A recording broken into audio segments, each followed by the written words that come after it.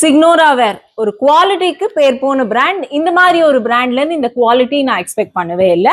In fact ஒரு few months back ஒரு shorts போட்டிருந்தேன், நீங்க ஃபுல்லா ஸ்டீல் லஞ்ச் பாக்ஸ் பாக்குறீங்கன்னா இந்த ஆப்ஷன் வந்து பாருங்க அப்படின்னு சொல்லிட்டு.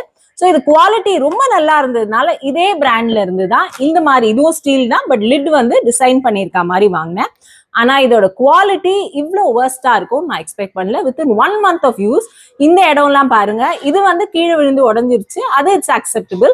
பட் இங்க வந்து இந்த என்டையர் அவங்க பண்ணியிருக்க இந்த ஒர்க் எல்லாமே வந்து அப்படியே வந்து பிஞ்சிட்டு வருது. ஸோ நம்ம வாஷ் பண்ணும்போது ஒவ்வொரு வாட்டியும் வந்துட்டு இருக்கு. லஞ்ச் பாக்ஸ் எப்படி நம்ம வாஷ் பண்ணாம யூஸ் பண்ண முடியும்?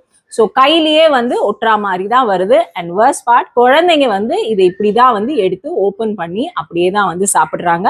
கையில இருக்கிறது கூட நிறைய டைம் வந்து நமக்கு தெரியல.